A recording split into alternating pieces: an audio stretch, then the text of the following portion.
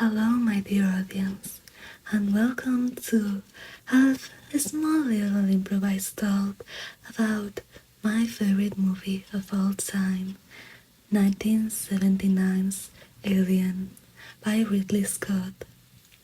Alien has been my favorite movie since I was like 11, probably. I watched it when I was really young, and since then it has been a tradition of mine to at least see it once a year, every year.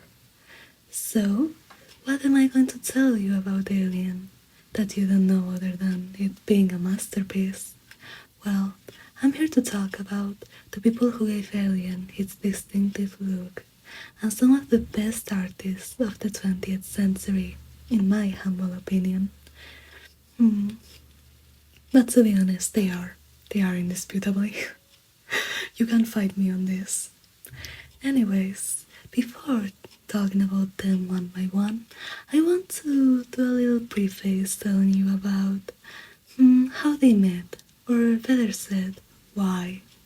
Well, it all began with a little project by Alejandro Jodorowski called DUNE. DUNE was going to be a film like no other.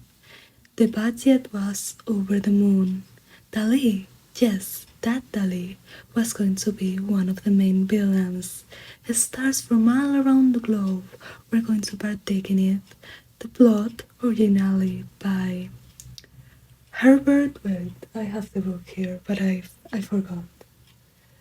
Well, it doesn't matter. The thing is, they were not going to follow the plot very closely as far as I know. It was more like Alejandro Jodorowsky's own strange story. But, he had put together a team of some of the most talented people, and between those people were Moebius doing the storyboard and some of the designs, and, of course, H.R. Giger designing what was basically an entire world, an alien race. But in the end, the project was way too expensive. It was just not going to happen. It was more of a dream.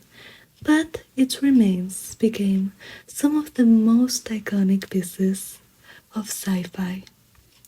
And one of those pieces was 1979's Alien. Now. What did these two people do? Sorry, that was my notebook. I'm bad at remembering names, if you couldn't tell. As you can see, on one hand we have H.R. Giger, the designer of the alien. He's actually most well known for designing the xenomorph, but he was already a renowned fine arts artist as far as I know, at least in his home country. But I'm pretty sure he was also pretty well known internationally before it. And how could he not? He has a very distinctive art style, and from what I've read, he has lived a very interesting life. He is more known for doing biomechanical things, usually with some kind of reproductive twist or something that has to do with sexuality or repression. If I remember correctly, he also did like a collection of BDSM drawings, but to be honest, I have yet to find an artist who hasn't done like some kind of fetish collection or who doesn't have like hidden fetish art, to be honest. I'm pretty sure there are some, but they are hard to find. Yes, moving on, sorry. He did an amazing job designing the alien creature, and I'm very glad I got to meet his art. Now, moving on to Moebius, since I'm running out of time. What can you say about Moebius that hasn't been said before?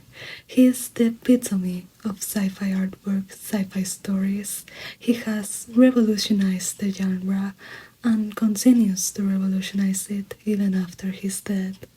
He's a wonderful artist, and he did the designs for the human characters and the astronaut suits that the crew uses. And he's my favorite artist as well. I hope you enjoyed this little talk or presentation, and I hope you do a little more research on these two in your free time, because they are wonderful.